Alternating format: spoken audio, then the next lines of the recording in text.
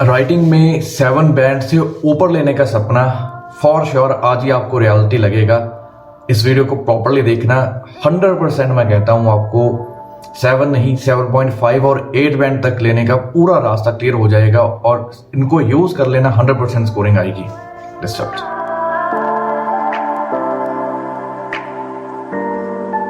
सच में कह रहा हूँ, अगर कोई स्टूडेंट 7 बैंड लेना चाहता है ना और इस चीज़ को समझ लेता है, वो 7.58 बैंड को भी बहुत इजीली समझ पाएगा कैसे करना है और उसको डेफिनेटली अपने एग्ज़ाम में एप्लीकेबल करके उस स्कोरिंग को अचीव करके आएगा। सच बताना, कितने लोग आपको सिर्फ राइटिंग ट्रांसलेशन करवाते रहते हैं, मतलब कि आपका क्वेश्चन पढ़ दिया, उसकी ट्रांसलेशन कर दी और लिखते टाइम फिर उसकी ट्रांसलेशन कर दी। थोड़ा सा सोच कर देखो, या फिर सिर्फ और सिर्फ आइडियाज़ के ऊपर डिस्कशन कर ली, बट एग्जैक्टली लिख क्या रहे हैं वो कभी नहीं बताते हैं। जिस डिस्कशंस होती रहती हैं या फिर जिस ट्रांसलेशन होती रहती है उसके लेवल के ऊपर कुछ भी नहीं रहता। यकीन मानना, थोड़ा सा आज आपको मुश्किल भी लगेगा, कुछ चीज़ें मैं आपको करवाऊँगा, बट सपने जो आपके हैं ना 7 बैंड लेने की, या फिर रिक्वायरमेंट है 7 लेने की, ऑनेस्टली स्पीकिंग ये 7 बैंड की लाइन्स नहीं सिखा रहा हूँ मैं आपको, 8 और 8.5 बैंड की लाइन सिखा रहा हूँ। बट वो ड्रीम्स पूरे हो जाएंगे, वो रिक्वायरमेंट्स पूरी हो जाएंगी राइटिंग के लिए, अगर सच में इस वीडियो को प्रॉपरली अंडरस्टैंड कर लिया आपने। थोड़ा सा टाइम लगेगा इसको समझाने के लिए, एंड स्पेशली थोड़ा सा जो है पेशेंस भी चाहिए आपको। वीडियो आपकी 10 मिनट के अंदर अंदर ही होगी, मतलब जब मैं कहता हूँ ना पेशेंस चाहिए, तो इसका मतलब कि 10 मिनट चाहिए आपके, कुछ ज़्यादा नहीं चाहिए, ठीक है। Specially for short 7+ band in writing है, जर्नल एंड अकेडमी के लिए, स्पेशली फॉर जर्नल। काफ़ी स्टूडेंट कहते हैं जर्नल के लिए वीडियो बनाए, this is specially for journal. Journal मैं इसलिए कह रहा हूँ बिकॉज जर्नल वाले स्टूडेंट्स की रिक्वायरमेंट कम से कम 7 होती है। अकेडमिक वाले स्टूडेंट्स भी इसको उस पर्पज से देख सकते हैं। कुछ स्टूडेंट कहते हैं कि मेरी डिजायर्ड बैंड स्कोरिंग 7 है, तो वो फॉर श्योर उस लेवल का आज आप अंडरस्टैंडिंग और एजुकेशन लेकर जाओगे। फॉर श्योर 4-5 दिन पहले भी अगर आप इसको देखते हो तो अंडरस्टैंड करोगे। सो एक 7 बैंड की राइटिंग के लिए, 7 अगेन से बार 7 हो रहा है, वैसे 8 से लेकर 8.5 बैंड का जो सेंटेंस फॉर्मेशन है, अगर ये सीख गए, इससे बहुत डाउन लेवल करके मैं उसको 7 लाइन में कन्वर्ट कर दूंगा और वो आपको इससे भी ज़्यादा आसान लगेगा। तो देखो, मैं चाहता हूँ कि आपके एस्से में क्या क्या चीज़ें हो। सबसे पहला, आपके एस्से में हिडन पैसिव नाम की एक फॉर्मेशन होनी चाहिए। क्या होता है मैं समझाता हूँ, कैसे यूज़ होता है मैं समझाता हूँ, बट आपको पता तो हो ना कि आपके एस्से में क्या क्या चीज़ें चल रही हैं। सेकेंड नंबर पर आपके आर्टिकल्स वाला कॉन्सेप्ट अच्छे तरीके से आना चाहिए। इसमें आर्टिकल्स भी आपको मैं बहुत अच्छे तरीके से समझा दूंगा, आपको लगेगा कि हाँ यार बहुत ही एक लेवल की चीज़ हम कर रहे हैं। तीसरा जो है आपका कॉम्प्लेक्स स्ट्रक्चर्स में से जो एक मोस्ट इंपॉर्टेंट स्ट्रक्चर है उसको, and specially present simple tense का फॉर्मूला, बहुत ही ज़्यादा लेवल पर मैं आपको समझाने जा रहा हूँ। ये 4 चीज़ें आपके ऐसे में होनी चाहिए। सो पहले मैं आपको थोड़ा दिखा देता हूँ सारी जगहों पर कहाँ पर हिडन पैसिव है, कहाँ पर आर्टिकल है और कितना सिंपल तरीके से आप उसको अंडरस्टैंड कर सकते हो। देखिए, हिडन पैसिव क्या होता है, what is a hidden passive. Hidden passive ये होता है जब हमारे पास एक पूरी लाइन हो, एक पूरी की पूरी लाइन है, एक बड़ी लाइन इस जगह से शुरू हो रही है और उसकी जो आधी लाइन है वो आपके पैसिव की, और आधी लाइन उसके बाद चाहे एक्टिव हो चाहे पैसिव हो। मतलब कि आधी लाइन इस जगह पर पैसिव रहेगी, इस जगह पर पैसिव रहेगी, उसका सब्जेक्ट सेम रहेगा और बाद में जो लाइन है वो एक्टिव में चली जाती है, ठीक है। थोड़ा सा इसको अगेन सेइंग, ये थोड़ा सा एक कॉम्प्लेक्स कॉन्सेप्ट है, बट होता क्या है मैं आपको समझाता हूँ कैसे है। देखिए क्या हो रहा है, इस लाइन को देखिए, पहले इस लाइन को मैं इतना कॉपी पेस्ट कर लेता हूँ, ठीक है। इसमें हिडन पैसिव कैसे यूज हो रहा है, तो मैं क्या कर रहा हूं, जो दैट इज लिखकर इस जगह पर जितनी लाइन पैसिव है उसको मैं एक अलग कलर दे देता हूं। Let's say we go with green one. जितनी लाइन आपकी पैसिव है इतनी लाइन आपकी पैसिव है, और बाद में जो एक्टिव है, जो आधी लाइन आगे एक्टिव चली गई है, तो इस तरीके से इसको एक अलग कलर दे देते हैं। एक्टिव पैसिव की जानकारी के लिए मैंने वीडियो बना रखी है ऑलरेडी, तो इसको हम एक्टिव कह देते हैं और आधी लाइन हमारी पैसिव है। सो क्या होता है जब हम स्पेशली जब हमारा सब्जेक्ट सेम हो, सब्जेक्ट दोनों के लिए सेम है। देखिए, वन कॉमन अप्रोच जो कि यूज़ की जाती है वन कॉमन अप्रोच इन्वॉल्व करती है, मतलब कि एक अप्रोच को यूज किया जाता है, सिमिलरली उसी अप्रोच में इन्वॉल्व आ जाता है। ठीक है, ध्यान से समझना, थोड़ा सा लेवल का कंटेंट रहेगा आज। तो जब हमारा आधा सेंटेंस पैसिव चला जाता है, शुरुआत में पैसिव चला जाता है, और इसके हिडन पैसिव की जो एक पहचान होती है वो दैट, विच और हु के साथ ही शुरू होता है। मतलब आपको इजीली पता लगा सकते हो, अगर आपको इसके डेडिकेटेड वीडियो चाहिए मैं बना दूंगा। ठीक है, बट आधी लाइन आपकी पैसिव में चली जा रही है, आधी लाइन पैसिव में, आधी लाइन आपकी एक्टिव में जा रही है। और जब आपका सब्जेक्ट सेम हो, वन कॉमन अप्रोच जो कि यूज की जाती है, वन कॉमन अप्रोच जिसमें इन्वॉल्व होता है सेपरेशन। ठीक है, जैसे क्या होता है, एक बहुत सिंपल एग्जांपल देता हूं, money can help a lot. So money बहुत ज्यादा मदद करती है हमारी। ठीक है, और this is an active sentence, money is given during tough times. So this is a passive sentence. दोनों में देखिए मनी सब्जेक्ट जो सेम है, जो हमारा सब्जेक्ट है, so money that is given during tough times can help a lot. तो हमने क्या किया, money that is given. So आधा सेंटेंस ये आपका पैसिव का है। दोनों में क्या लिखा, देखिए दोनों में सेम चीज आ रही है, मनी जो कि दी जाती है मुश्किल समय में, बहुत ज्यादा मदद कर देती है हमारी, कैन हेल्प अ लॉट। सो दोनों का सब्जेक्ट सेम है, आधा पैसिव होता है, आधा एक्टिव होता है।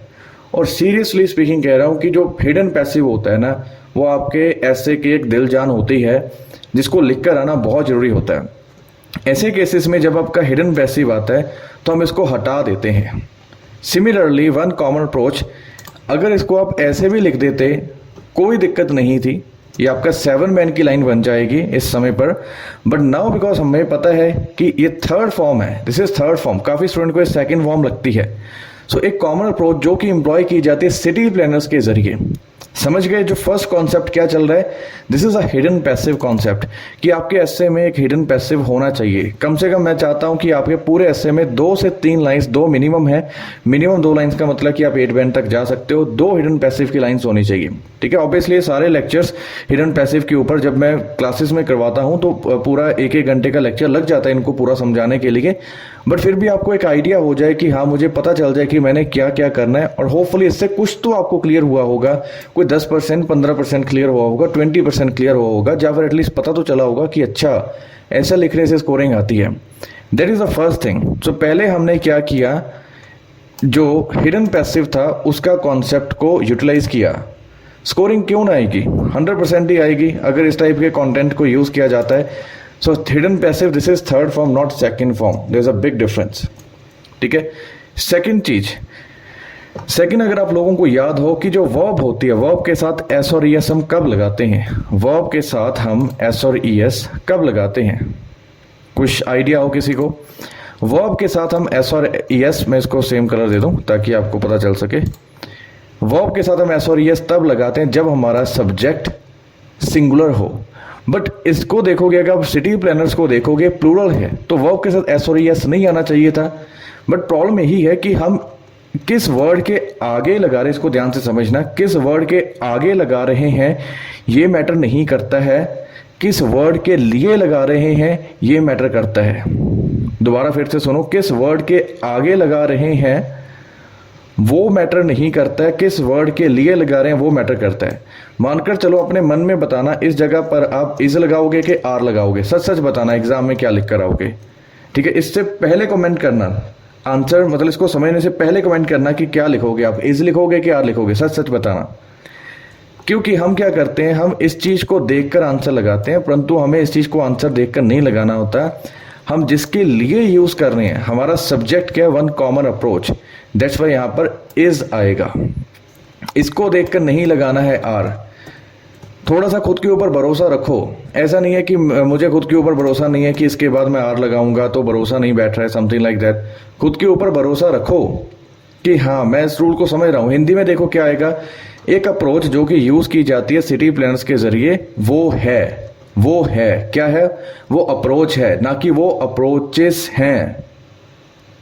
ठीक है, सबसे अच्छी चीज जो मैंने बहुत सारे लोगों से सीखी है, बहुत सारे लोग आ गए, many people, one thing that I have learn from many people is, ना कि मैनी पीपल आर, क्योंकि हम वन थिंग के बारे में बात कर रहे हैं। दिस इज सेकंड थिंग कि जो मैं आपको प्रेजेंट सिंपल के बारे में बता रहा हूँ, let's go with colour green, ठीक है। तीसरा मैं आपको आर्टिकल्स का कॉन्सेप्ट समझाता हूँ। हालांकि आर्टिकल्स के लिए अगेन सिंह 40-45 मिनट का लेक्चर लगता है, बट एक बहुत ही सिंपल सा कॉन्सेप्ट आपको सिखाता हूँ। जो ऑफ वाली टर्म्स होती है ना, ऑफ वाली टर्म्स, उनके साथ दा लगता है। जैसे लिखा हुआ है the separation of, the development of, the betterment of, the involvement of, इसको ऑफ भी कह देते हैं। तो आपका आर्टिकल भी इससे देखिए कितनी जगहों पर आपका ऑफ वाली टर्म्स के साथ दा क्लियर होगा। The separation of, the development of, the betterment of, इन सभी जगहों के ऊपर आप ऑफ लगाओगे। ये सारे 9 बैंड की लाइंस है, ये सारी कोई 7 बैंड की लाइन, सॉरी 8 से लेकर 8.5 बैंड की लाइंस है, not 7 band lines. 7 band line तो इससे बहुत लोअर लेवल की लिखनी होती है हमने। उस चीज को देखो, अगर मैं आपको ये बताऊं भी, अगर इसी को मैं 7 बैंड में लिखूं तो इसको देखो कितना ज्यादा आ जाएगा। वन अप्रोच यूज्ड इस तो आएगा ही आएगा, इज सेपरेटिंग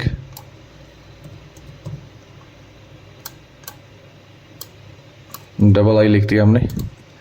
इस तरीके से आप लिखोगे 7 बैंड की लाइन चलेगी। उसमें तो अभी बहुत सारा कुछ चल रहा है, वोकैबुलरी भी कम हो गई, बहुत सारी चीजें और भी डाउन हो गई। ये 9 बैंड की लाइन में आपको सिखा रहा हूं।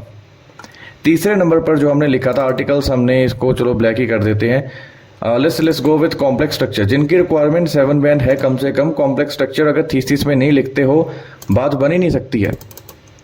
इन चीजों को समझो। वाइल का कॉम्प्लेक्स स्ट्रक्चर क्या करता है कि जो वाइल में 2 लाइंस होती हैं, पहली लाइन इसको हम इस तरीके से थोड़ा सा मैंने इसको क्या किया है, डार्क कर दिया। रीजन क्या है कि वाइल हम तब लिखते हैं जब हम वाइल के साथ एक लेस प्रेफर्ड साइड, देखो 2 साइड्स है ना, पॉजिटिव है कि नेगेटिव है, एडवांटेजेस हैं कि ड्रॉबैक्स हैं। इन दिस केस हम कहना चाहते हैं एडवांटेजेस भी हैं, डिसएडवांटेजेस भी हैं। बट वाइल के साथ आप वो चीज लिखोगे जिसमें आप कहना चाहते हो कि आप किस तरफ कम हो। Let's say based on this particular ऐसे आप कहना चाहते हो एडवांटेजेस तो है बट जो नेगेटिव्स है ना वो ज्यादा ही खतरनाक है। सो वाइल के साथ आप हमेशा लेस प्रेफर्ड साइड लिखते हो। While this zoning policy offer certain advantages, इसके कुछ फायदे हैं, कॉमा जिस तरफ आप ज्यादा हो, आप ड्रॉबैक्स की तरफ ज्यादा हो। आप ऐसे में ये शो करना चाहते हो कि want to go more with the drawbacks. मैं कहना चाहता हूं कि my preference is more towards the drawbacks, that is my opinion. एक क्लियर ओपिनियन आता है इससे। वाइल का स्ट्रक्चर यूज करें। वाइल का structure, advantage disadvantages, discuss both views, agree disagree, positive negative development, 4 essays में यूज होता है। एक बार समझने के बाद 4 एसेस में यूज हो रहा है। 6 तरह के तो आपके टोटल एसेस ही हैं, समझ रहे हो ना। इस तरीके से आता है। बहुत सारे लोग बस इसके ट्रांसलेशन करके चले जाते हैं। 1 common approach employed by city planners, ऐसे ऐसे बोल के सारी चीज उसके ट्रांसलेशन कर लेते हैं। But exactly what is going on, उस चीज के रीजन क्या है, why we are using this thing, why we are using this thing, why we are using the, or why we are using while, all these things। और serious speaking अभी जो video ज़्यादा लंबी जा रही है, इसमें से भी बहुत सारी और चीज़ें थी जो बताने वाली हैं। 30-40% ही अभी मैं कवर कर पाया, बट इससे वही चीज़ हो जाएगी कि जिनको अंडरस्टैंडिंग है वो समझ लेंगे, जिनको नहीं है उनको रास्ता मिल चुका है कि this is what I need to understand and learn. ठीक है, तो जिनके पास टाइम कम है, you people can watch my videos, otherwise you can consider taking classes if you have at least a month for proper understanding and learning. Thank you so much.